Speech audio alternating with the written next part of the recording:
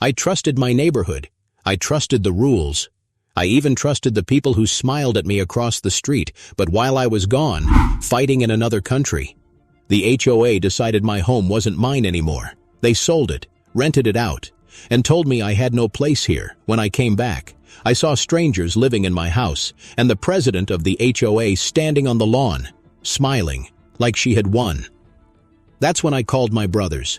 And what happened next, no one in this neighborhood will ever forget. Welcome to HOA Stories. My name is Daniel. I'm 32 years old. Born and raised in a small suburban town in Texas, I served overseas for years. And all I wanted was to come home to peace, a normal life, a quiet street, a safe place to start again. But the HOA, they had other plans, and that's where my story begins. I thought peace would be waiting for me when I came back home. But instead, I found rules, letters, and people who acted like they owned me. The first time I ever heard about the HOA, I didn't pay much attention. I was young, proud, too focused on leaving for duty. The board members came to my door with their smiles, their papers, their rules. They told me they protected property values. They told me they kept the neighborhood clean, and they told me everything had to be approved by them. Even the color of your mailbox. At first it sounded funny, like a joke. How could anyone care so much about mailbox paint or grass height? But they were serious, dead serious. When I left for overseas, I didn't think about them at all. My mind was on my brothers, my platoon, the long nights and the hot desert days, the smell of sand and oil, the sound of boots and orders. That was my life. Not some suburban meeting about fence color, but the HOA never forgot about me while I was away. They sent letters. They fined me for late payments. Even though my bank account was frozen for months, they stacked fee after fee, and when no one paid, they made their move, the first day back. I remember standing in the street with my bag still on my shoulder. The sun felt different on my skin, softer than the desert, but colder in my heart, because the house I fought to buy, the one I dreamed about in every long night overseas, it wasn't mine anymore. There was a new car in the driveway, children's toys in the yard, curtains I never bought hanging in the window, and when I knocked on the door, a man I had never seen looked me straight in the eyes and said, "You don't live here."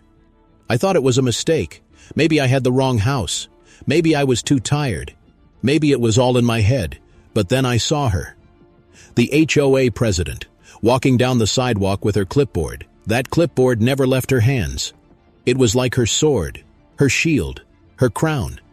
She looked at me with a smile that wasn't a smile, the kind of smile that says, "I won. You lost."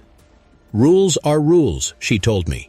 Just 3 words, cold as ice, sharp as a knife, and then she walked away like it was nothing, like she hadn't just ripped away the only place I called home.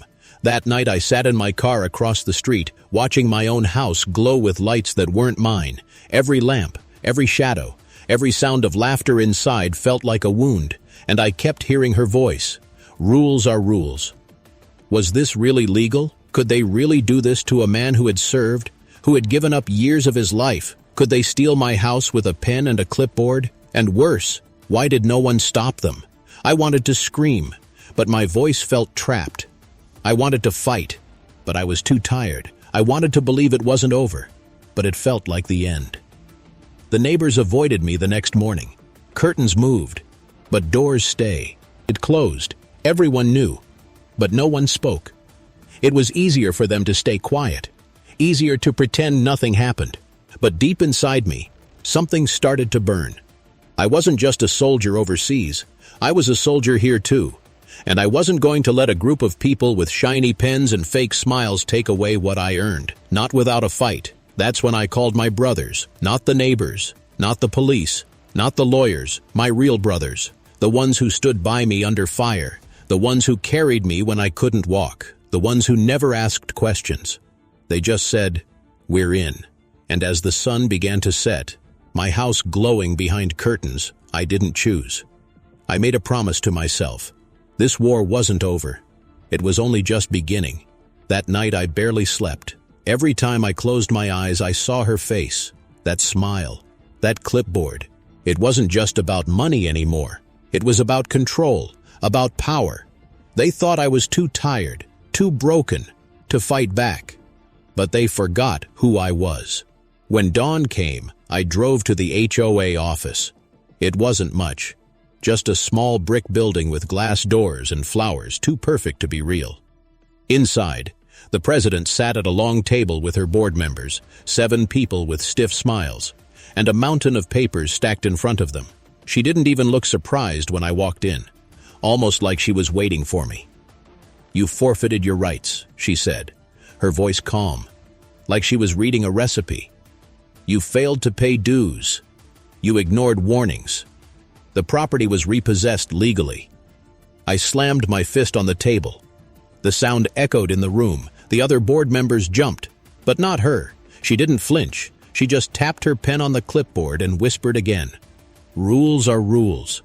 I walked out of there with my blood boiling. The whole thing felt like a theater. The neat flowers, the fake smiles, the printed papers. It wasn't justice.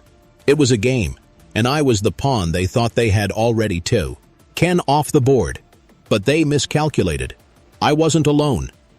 When my brothers arrived that evening, everything changed.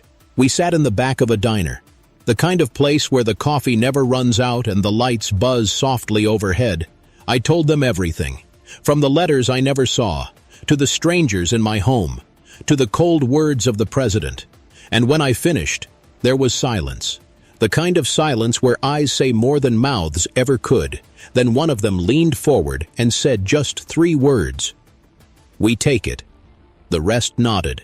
No hesitation, no questions, because for them, it wasn't just my fight. It was our fight. Brothers don't let brothers bleed alone. Not on the battlefield, not at home.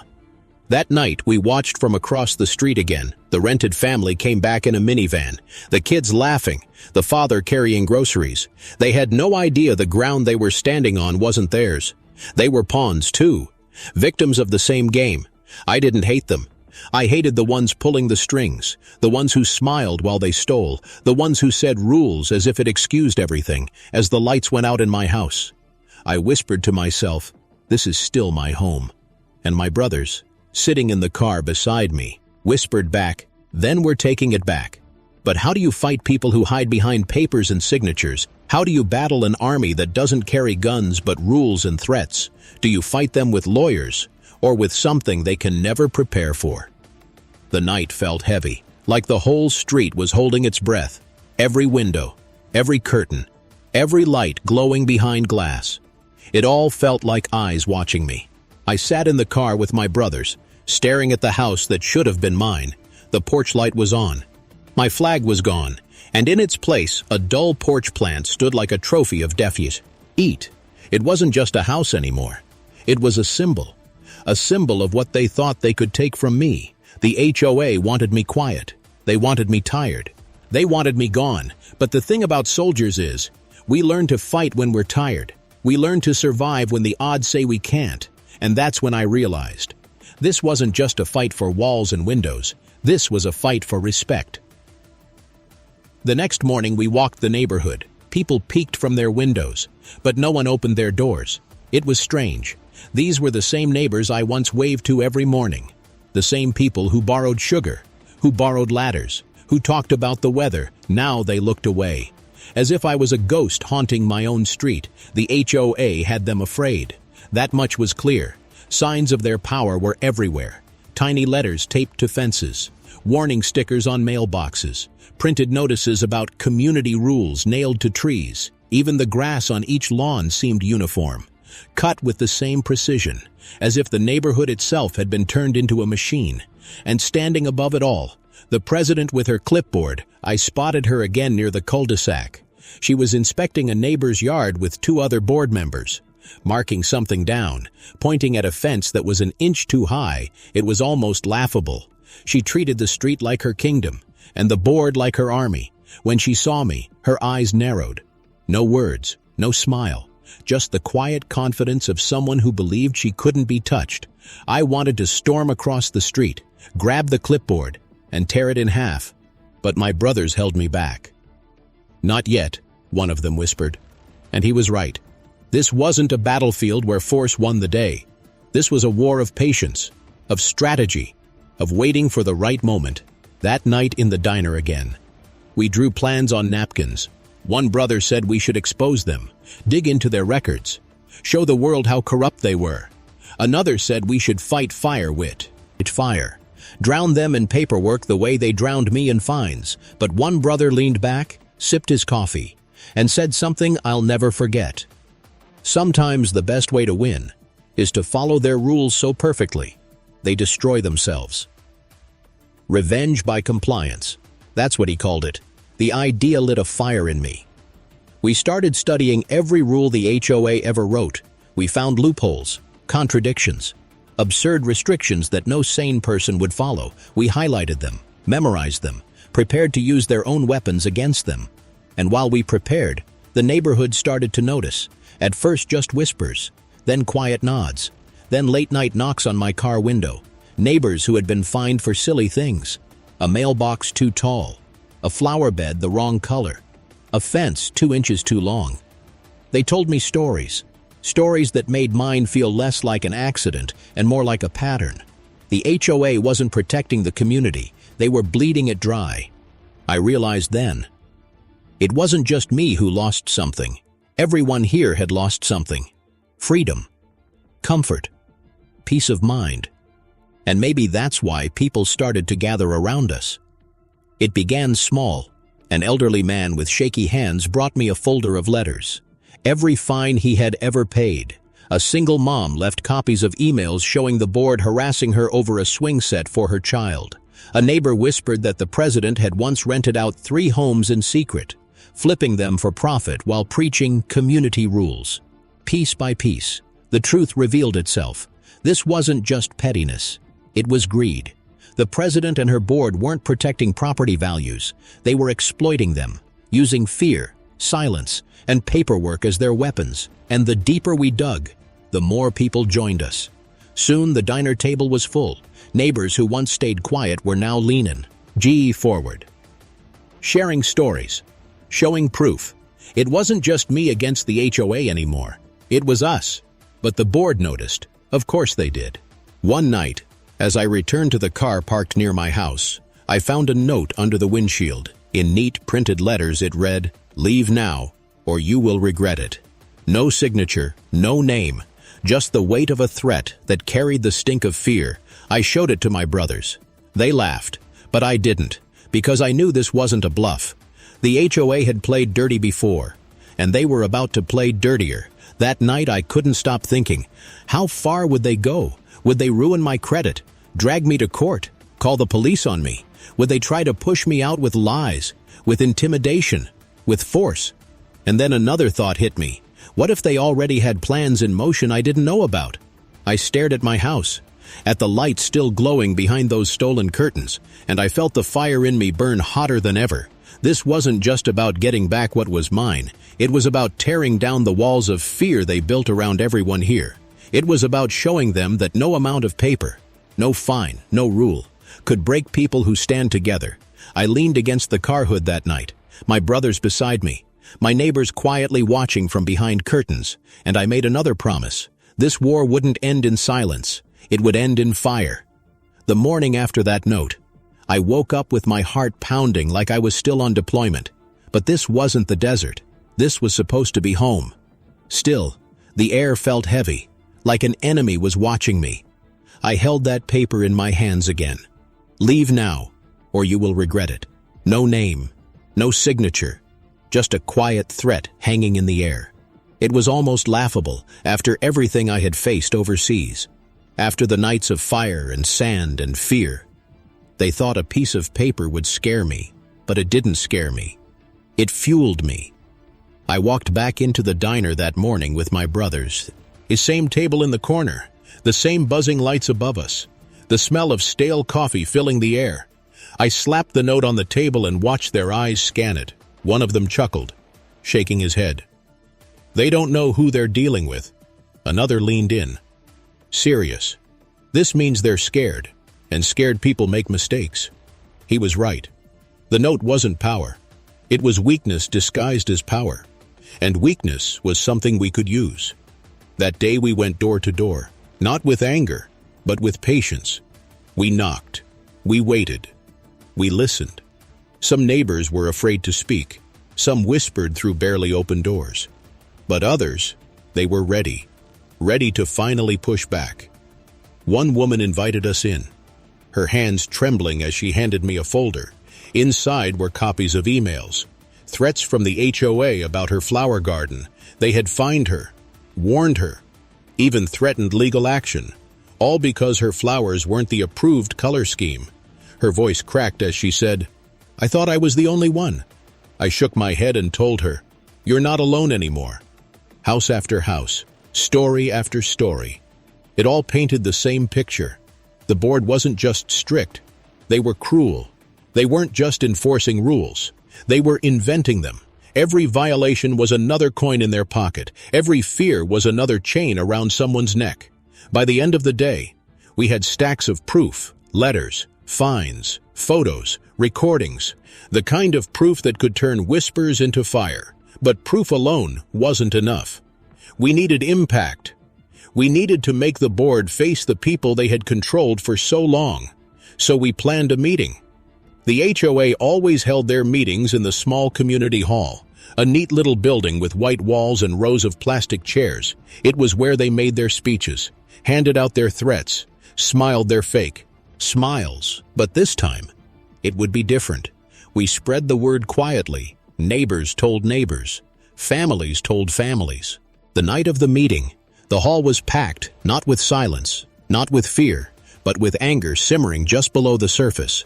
The president sat at her table with her clipboard. As always, her board members on either side like guards protecting a queen. She cleared her throat, ready to begin her usual performance. But before she could speak, I stood up. The room fell silent. I held up the note first. "Leave now, or you will regret it." I said it loud, letting the words echo against the walls. Gasps filled the room. Whispers rose. Heads turned toward the board. The president's smile twitched, but I didn't stop. I laid down letters from the single mom about her swing set, photos of the elderly man's fence they fined until he cried, proof of their secret property rentals. Hidden behind legal talk and fake signatures, every page I dropped on the table felt like a hammer hitting stone, and the cracks started to show. The board fidgeted, eyes darting, lips pressed tight. The neighbors leaned forward, voices rising, anger spilling into the open. For the first time, the president didn't look untouchable. She looked trapped, but then she stood, her voice sharp, cutting through the noise. "These are lies, fabrications. This man is bitter and angry because he lost his home legally." Her words stung, but the room didn't believe her. Not anymore, because truth was standing in front of them. Not just in papers, but in faces. Faces of neighbors who had suffered. Faces of people who had been silenced. Faces of a community that had been broken piece by piece, and now it was coming together again. The meeting ended in chaos, shouts, arguments, threats. The board stormed out with their papers, clutching their clipboards like shields. But the damage was done. Their power wasn't unshakable anymore. Their control was slipping.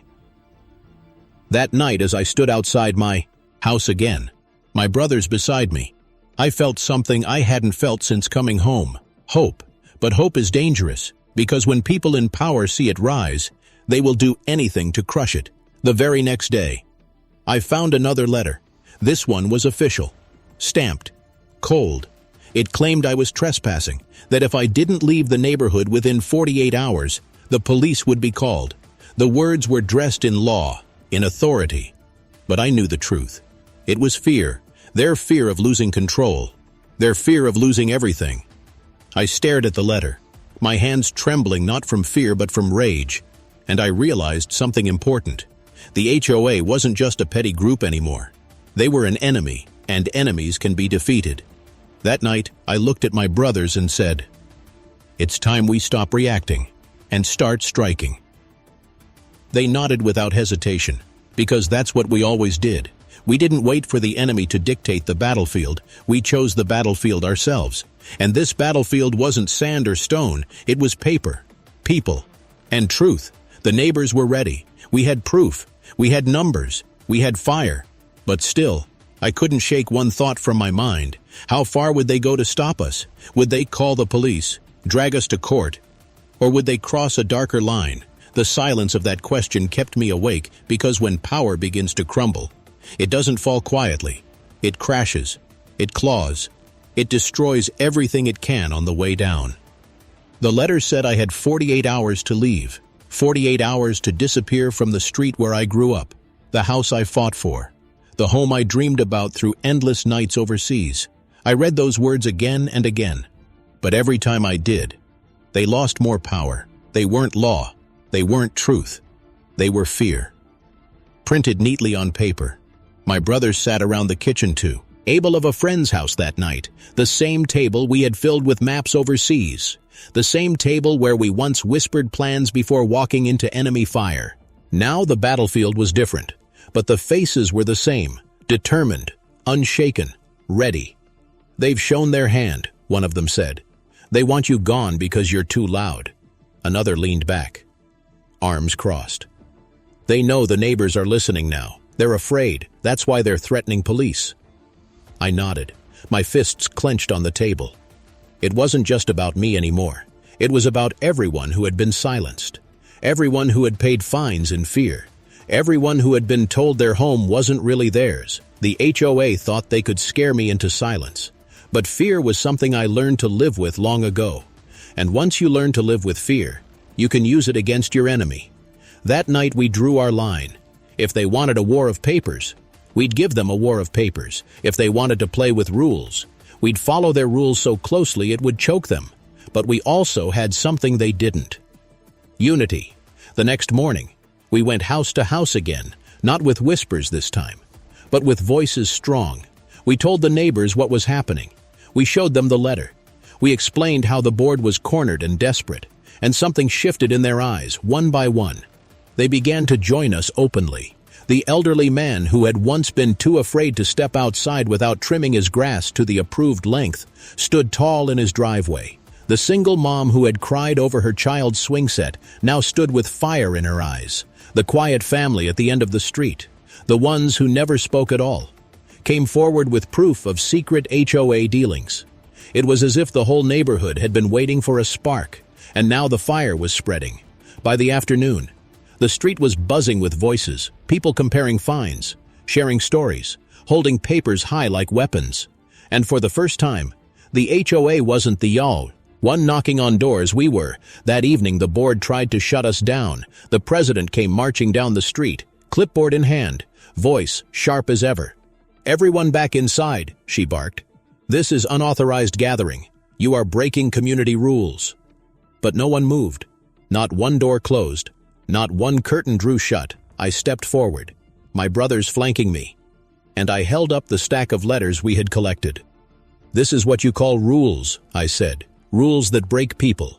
Rules that steal homes. Rules that feed your greed." Her smile faltered. For the first time, her mask cracked, and I saw it. Fear. The crowd behind me erupted. Voices rising, hands pointing. Questions shouted that she could not answer. What about the illegal rentals? What about the fines with no receipts? What about the threats? The president turned red, her voice trembling as she shouted back, "Lies! All lies!" But her board members didn't look so certain anymore. Two of them stared at the ground, another fiddled nervously with his pen, and the cracks grew wider. That night, they sent another threat. This time it wasn't a letter. It was a visit. A black car slowed outside the house where I was staying. The engine idled, headlights off, for a long minute. It just sat there. Then, it rolled away into the darkness. I didn't sleep after that. I kept watch by the window, my brothers keeping shifts beside me. It wasn't the battlefield, but the feeling was the same. The enemy was close, watching, waiting. The next day we made our move. We filed official complaints. We sent copies of every letter, every fine, every threat, straight to the county office. We contacted a journalist who had once written about corrupt HOAs. We made noise, and once noise begins, it cannot be silenced. The president called another emergency meeting. The community hall filled again. But this time, it wasn't her stage, it was ours. I walked to the front, not with anger, but with calm. I laid the letters out again. I read them aloud, and then I looked each board member in the eyes. "You say you protect this community," I said slowly. "But what have you really done other than hurt it?" The room was quiet. Too quiet. And then someone in the back stood, the elderly man. His voice shook, but his words did not. "You stole from us, and now we take it back." The hall erupted. Voices, cheers, fists slamming tables, and for the first time, the president looked small. Her clipboard hung at her side. Her eyes darted like a trapped animal. The board ended the meeting in chaos again, storming out under a storm of shouts. But I knew it wasn't over. Not yet. Because people like her, they don't surrender. They scheme. They strike back harder. They twist rules until they snap, and I could feel it coming. The fight was about to turn darker, more dangerous, more desperate. That night my brothers and I sat on the curb across from my stolen house. The lights were still on. The laughter of strangers still echoed inside. But for the first time, I didn't feel like a ghost outside my own home. I felt like a soldier reclaiming ground. One step at a time, I turned to my brothers and said, "They'll try something next. Something big. Something desperate." One of them smirked and cracked his knuckles. "Then we'll be ready." I stared at the house again, my heart pounding, my fists tight. This wasn't just my fight anymore. It was everyone's fight, and we weren't backing down. The night it happened, I could feel the weight in the air, like a storm waiting to break. The neighborhood was quiet, too quiet, but behind those curtains and blinds, I knew people were awake, watching, waiting, holding their breath.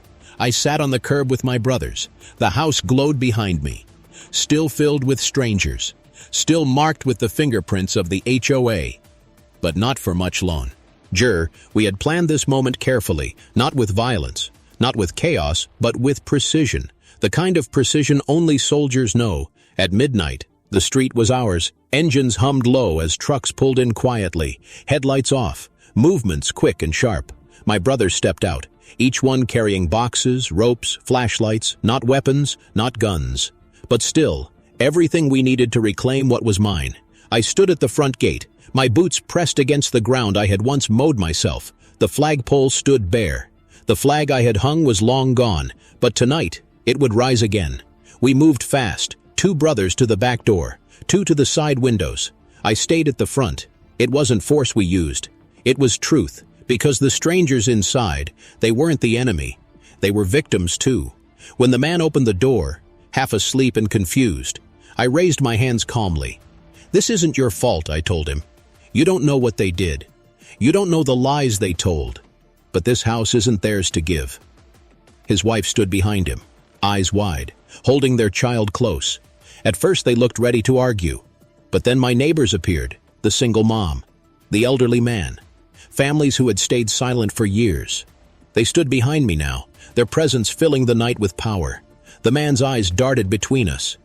And then he lowered his shoulders, slowly, painfully. He nodded, and with that, they stepped aside. We didn't throw them out. We helped them. We carried their boxes, loaded their van, made sure they left safe because they weren't the villains. The villains were the ones who used them as pawns in their game. When the door closed behind me, and I stepped inside my home again, I froze. It smelled different, looked different, felt different, but under it all, I could still feel it. My home, my walls, my memories in every corner. We moved quickly. My brothers set down our own boxes, hung up photos, replaced curtains, restored life into every room. The flag went back on the porch. The light at the door shone bright. By dawn, my house was mine again, but that wasn't the end, because the HOA would never let this go quietly. At sunrise, the president appeared, clipboard clutched to her chest, board members flanking her like soldiers in suits. Her eyes scanned the street, landing on my house. Her jaw tightened, her lips curled, and she marched forward. "You can't be here," she hissed. "You are trespassing. You are breaking the law." I stepped onto the porch, my brothers beside me, neighbors gathering in the street. "No," I said. "This is my home, and your rules don't own me anymore." The crowd erupted. Voices shouted. Fists rose. Papers waved high. Every neighbor who had once been silent now roared. They shouted about fines, about threats, about every injustice she had ever carried out with that clipboard for the first time. She looked small. Her army wasn't behind her anymore. They were in front of her, against her. One board member dropped his pen and walked away. Another shook his head and muttered, "I'm done," before slipping into the crowd. The cracks had turned into collapse. Still, she stood there, her smile gone, her eyes burning with hatred. "You'll regret this," she spat. "You'll regret all of this."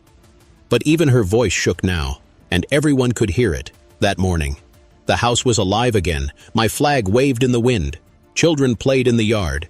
Neighbors stood together in defiance. The HOA had ruled with silence and fear, but fear was gone, and silence was broken. I sat on the porch with my brothers, the weight of years finally lifting off my shoulders for the first time since coming home. I felt peace, not because the fight was over, but because the war had been worth it. We knew the president would try again. We knew she would call lawyers, send police, file papers thicker than books, but it didn't matter because this wasn't just me anymore. It was us, an entire neighborhood that had found it. His voice again, and once people find their voice, they can never be silenced again. I looked at my brothers, tired but smiling. I looked at my neighbors, once afraid, now standing proud, and I looked at my house, my home, my victory. The war wasn't finished, but the battle was ours. The morning after we reclaimed my house, the whole street felt different. The air was lighter, the silence broken, the fear replaced with whispers of hope. Neighbors who had once hidden behind curtains now stood in the open. Some smiled quietly, some clapped my shoulder as they passed. Others just nodded with respect. For the first time in years, it felt like we weren't living under a shadow anymore. But I knew the fight wasn't over. People like the HOA president, they don't vanish when they lose one battle. They plot, they scheme, they crawl into the dark corners and wait to strike again. And I was right. By the afternoon, papers came, official envelopes, thick with legal words meant to scare us. The president had filed for trespassing, property theft, damages. She wanted me dragged from my own house by law. She wanted my brothers arrested. She wanted the neighborhood silenced again. I sat at my kitchen table, staring at the letters, the same table I once dreamed of coming home to, now buried under the weight of her war. For a moment, I felt the old anger rise, the same anger that burned in me when I first saw strangers in my house, the same anger that kept me awake through nights of fear. But then, I looked out the window. I saw the elderly man mowing his lawn with pride. I saw the single mom's child swinging in the yard again. I saw families standing together in groups, talking openly, without fear of fines or threats. And I realized something. This wasn't about one house anymore. It wasn't even about me. It was about everyone. The HOA had ruled through silence, but now the silence was gone.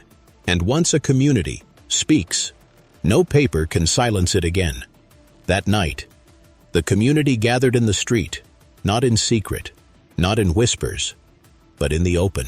Chairs dragged from porches, tables filled with coffee and old files, children playing nearby. It looked less like a meeting and more like a family reunion. And maybe that's what it was, a family finally remembering it belonged together. I stood in the center and held up the papers the HOA sent. "This is their last weapon," I said. "Threats, lawsuits, words on paper." The crowd murmured, voices rose, people shook their heads, and then one neighbor shouted from the back, "We stand with you." Another followed, "We stand with you." Soon the whole street was chanting, voices echoing through the night. "We stand with you. We stand with you." The president was nowhere to be seen that night. Her house sat dark, blinds shut, silence inside. Maybe she heard us. Maybe she felt her power slipping through her hands, because power built on fear can't survive once fear is gone. The following week, reporters came, cameras in the street, microphones held out, neighbors giving their stories, one by one. They told the world what it was like living under the board's iron grip, the fines, the threats, the cruelty masked as rules. The president tried to fight back. She called it lies. She called us bitter. But the evidence was there. Letters stacked high, recordings played aloud, proof written in her own words. And soon, the county stepped in. Investigations opened. Audits began. The walls she built around herself started to crack. And this time, she had nowhere to run. I'll never forget the day she was forced to step down. No clipboard in her hands. No smile on her face. Just a woman walking away from power she thought she would never lose. Her board scattered. Some resigned quietly. Some faced charges for fraud and misuse of funds. The kingdom they built on fear collapsed in the daylight. The HOA still exists today. But it's not the same. It's smaller, weaker, watched closely by the people it once controlled, and every time they try to flex their power, the community pushes back, louder, stronger, united.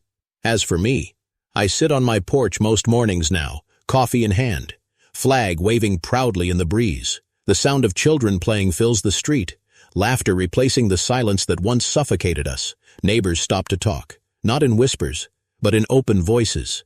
It feels like home again. But sometimes, I think about her. The president with the smile that never reached her eyes. I wonder if she regrets it. I wonder if she realizes that in trying to control everything, she lost everything. Or maybe, people like her never learn. What I do know is this.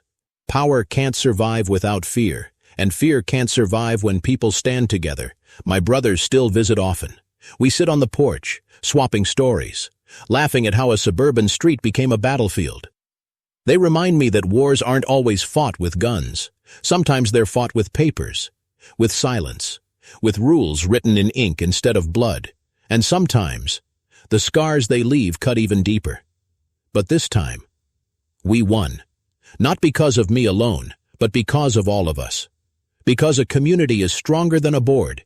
Because truth is stronger than lies. Because home is worth fighting for. Now when I walk down my street, I don't feel like a ghost anymore. I feel like a man who took back what was his. A man who stood up when he was told to kneel. A man who found family not just in his brothers of war, but in his neighbors of peace. And that's what makes this ending different. It's not just my story, it's our story. So let me ask you, if your HOA tried to steal your home, your freedom, your peace, would you stand alone in silence, or would you rise with your neighbors and fight until your street belonged to you again?